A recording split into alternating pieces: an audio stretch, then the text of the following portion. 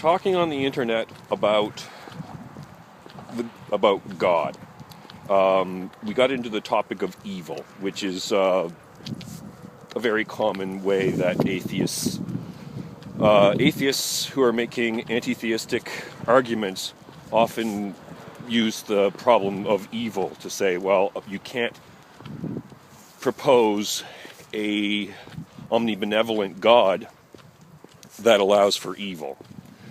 You know, for many people, just the fact that any evil is in the world, let alone how abundantly and horrifically we do see evil sometimes, is sufficient proof to put, the idea of a God in doubt, minimally.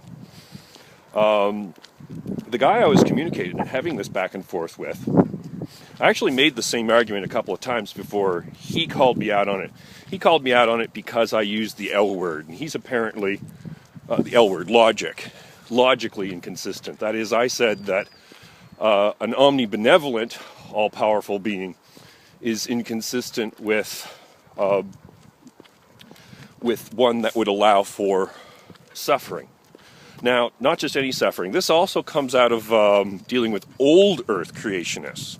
Now, the regular kind we normally encounter, at least on the internet, are young Earth creationists. So people who think that the world is only a few thousand years old rather than the billions of years that geology and other lines of evidence tell us it is. So they're willing to concede that, but it brings up another problem, and the other problem is, okay, so we have a benevolent God there, omnibenevolent, so he's not capable of doing evil. He creates a world in full knowledge that we're going to have tens or hundreds of millions, depending on how you define suffering. We'd have tens or hundreds of millions of years of animals that suffer for no apparent good reason. Because, for example, an all-powerful God could have produced the world as the young Earth creationists say, just within a few thousand years. And then we don't have as great a problem because we can blame the fall of man for all of the injustices, well, most of them anyways. Still kind of weird that God would design a wasp that injects its larva into a living caterpillar which consumes it alive. Kind of weird, but who knows? Anyway, so I used the L word to say that it's logically inconsistent, and he took it to mean that he put it on me that, if you're going to say that it's logically inconsistent, well, where's your syllogistic, your deductive syllogistic proof? Yeah, that's what I thought. It's like, going to your, if you're at a store and you say, okay, that costs $1, that costs $1, okay, how much do I owe you? $2. Prove it. There's people who do number theory that come up with proofs of why one positive integer and another positive integer aggregate to a sum. It's tough. It's really, you'd have to be dedicated to do that sort of stuff, but there it is. So I'm saying in sort of an informal way that logically omnibenevolence and choosing to cause the suffering of so many animals for so long are not consistent. But he went on to argue that I couldn't do that, and I agree. And so I concede that. Yeah, I can't show you a deductive, sound argument that shows that, and probably no one can, because I think one of the things we'd need to know would be we'd have to know all the conceivable possible reasons. We'd have to know maybe what God's intention was. A lot of unknowns that we just can't get at. So you're safe. And that's what should worry you a lot.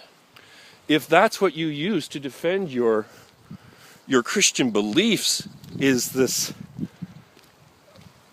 by raising the bar of any disproof so high that no one can achieve it. And then you can go on to think, well, there you go. See, no one can show how, that it's impossible. So it's not impossible that there could be some reason, though it completely tasks anyone's imagination. I have looked at a few of the arguments against natural evil, and there's nothing really that deals with this that I've seen, and I just can't imagine how there could be. So you're left with and I hope it's very comforting that you're left with this. Oh, of course, well, look, see, he couldn't show me with a deductively sound argument that this is not actually, it's not an evil act, or that it is an evil act. That's what I'm trying to argue, that allowing for all these animals to suffer, it's an evil act. And the fact that I can't show that deductively with a sound argument shouldn't be very comforting to you. It really shouldn't. Because the most powerful thing that you're overlooking is that as I've formulated my argument, it's a powerful inductive argument for the malevolence of God. Now, how would you resolve that? Well, you can cling to this idea that there's some significance to the fact that I can't come up with a deductively sound argument to show that there's no such, or that this would be malevolent of God to make a world knowing that we're going to have tens of millions of years of suffering animals entailed in that. That shouldn't be very comforting to you, really, because we still have a very powerful inductive argument that looks like the sort of God that we're conceiving is impossible. So that's my thoughts on that. This is still an ongoing discussion. We're soon going to sort of widen things up. It's really taking off.